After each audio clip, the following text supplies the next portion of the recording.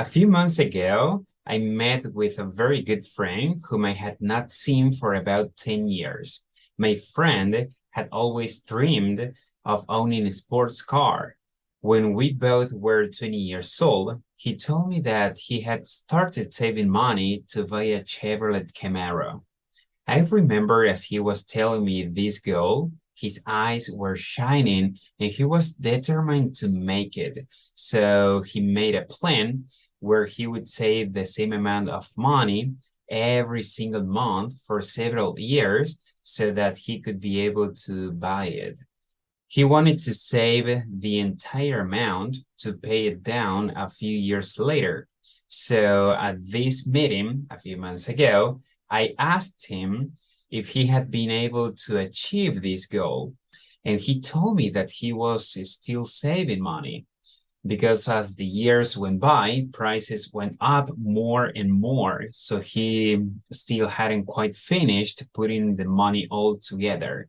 And what happened is that in 2013, a Camaro costed around $40,000, but today in 2023, it costs around $60,000. In fact, according to the newspaper AS, cars in Mexico have gone up 55% of the value in the last 6 years, and this mainly driven by the pandemic and its consequences. This situation, that my friend has been saving but has not yet been able to buy this car because of the increases, made me think a lot, and I wondered, will he be able to buy it one day with his savings? And how good is it to save money? Is there a better way to take care of money or make it grow? These questions led me to investigate the reasons for price increases in order to understand them, but mainly to look for other options than just saving money. In this research, I learned about inflation and the difference between saving money and investing it. But mainly, I learned the benefits of investing. So my goal today is to convince you that after you have an emergency fund, investing your money is better than just saving it over the years. Because by investing your money, you can beat inflation and grow that money faster. In short, according to Peter G. Peterson Foundation, inflation is the rate at which prices for goods and services increase across an economy. In other words, if we had saved $1,000 within 1, 2, or 3 years, we will not be able to buy the same things because they will have increased in value, not to mention that money also loses value. So how can we protect ourselves in this situation? How could we make the money we save today enough to buy what we wanted even after a few years? Well, the reality is that there is nothing that is 100% sure, but what we can do is invest the money in a financial instrument that generates a percentage equal to or greater than inflation. For example, if this year inflation was 7% annually, the products or services that cost $100 next year will cost approximately $107 or more. Then we need to invest our money where they give us an interest of 7% annually or more. In that way, if we invest $100 next year, we will surely get the same $100 plus $7 in returns as a profit for having invested that money.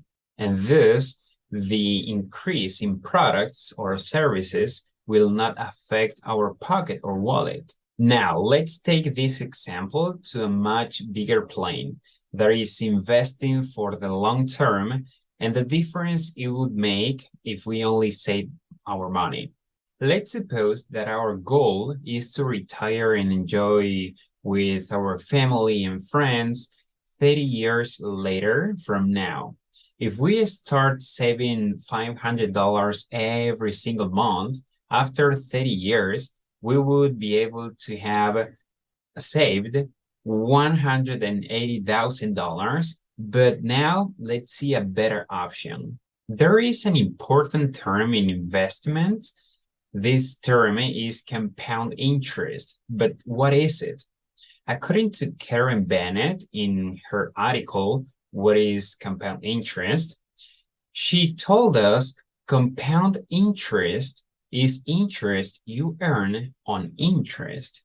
In other words, if you invest your money, it generates profits. And if you reinvest those profits while adding this monthly amount you want to save, it will create a snowball effect.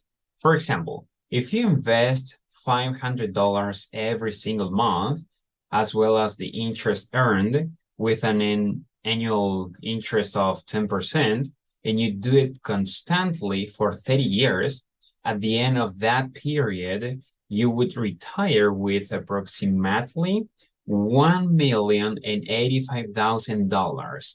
And that's much better, right?